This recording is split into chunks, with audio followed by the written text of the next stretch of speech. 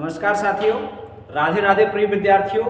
आइए हिंदी प्रेमियों, आज देखते हैं एक बहुत ही महत्वपूर्ण टॉपिक। एक छोटा सा टॉपिक लेके आए हैं और विभिन्न परीक्षाओं में यहाँ से एक प्रश्न आता ही आता है। टीजीटी 2013 के इंटरव्यू में हमसे भी एक प्रश्न पूछा गया था। एक्सपर्ट जो बैठे हुए थे उन्होंने पूछा, अच्छा क्या तैयार करके आए हो? आचार्य हजारी प्रसाद द्विवेदी के 4 उपन्यास क्रम से बता दीजिए।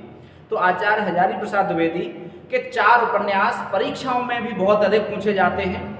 शायद ही कोई परीक्षा होती है जहां यहाँ से एक प्रश्न न पूछा जाता हो। तो आचार्य हजारी प्रसाद द्विवेदी का जन्म 1907 ईस्वी में हुआ था और निधन इनका 1979 ईस्वी में हुआ था। इनका जन्म स्थान बलिया जनपद के एक छोटे से गांव में जिसका नाम है दुबे का छपरा, वहाँ पर इनका जन्म हुआ था। दुबे का छपरा बलिया जनपद में है, उत्तर प्रदेश में है, वहाँ जन्म हुआ था। और इन्होंने जो लिखा बहुत अच्छा लिखा है। 4 उपन्यास इनके हैं और भी इन्होंने निबंध भी लिखे हैं, अन्य विधाओं में भी लिखा है। हिंदी साहित्य का इतिहास भी इनका महत्वपूर्ण है। लेकिन 4 उपन्यासों पर आज हम बात करेंगे कालक्रमानुसार। छोटी सी ट्रिक है, इसी ट्रिक के माध्यम से आपको जीवन में आप कभी नहीं भूलेंगे। आचार्य हजारी प्रसाद द्विवेदी के 4 उपन्यास क्रम से याद रखेंगे। छोटी ट्रिक है, आइए बात करते हैं इसी ट्रिक पर।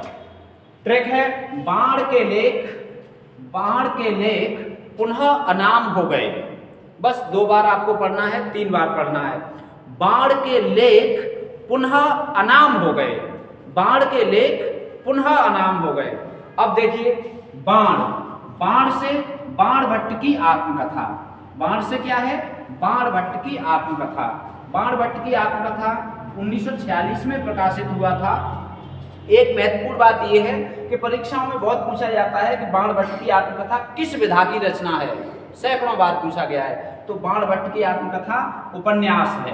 क्या है? उपन्यास। पहला उपन्यास है बाण भट्ट की आत्मकथा, 1946 में प्रकाशित हुआ। दूसरा है, इसके मुख्य पात्र भी कई बार पूछे जाते हैं। तो मुख्य पात्र बाण भट्ट, भट्टिनी इसके मुख्य पात्र हैं। तो दूसरा है लेख से 4 चंद्रलेख। 4 चंद्रलेख 1963 में प्रकाशित हुआ था। पुनः से पुनर्नवा 1973 में प्रकाशित हुआ था। पुनर्नवा, ठीक। और अनाम से अनामदास का पोथा। अनाम से क्या है? अनामदास का पोथा। इसे रैक को आख्यान भी कहा जाता है। अभी असिस्टेंट प्रोफेसर में पूछा गया था, रैक को आख्यान हजारी प्रसाद द्विवेदी का कौन सा उपन्यास कहा जाता है? तो अनामदास का पोथा, इसे रैक को आख्यान भी कहा जाता है। 1976 में प्रकाशित हुआ। तो बहुत छोटी सी ट्रिक है, मुझे लगता है कि आपको याद हो गई होगी। बाण के लेख पुनः अनाम हो गए। बाण के लेख पुनः अनाम हो गए।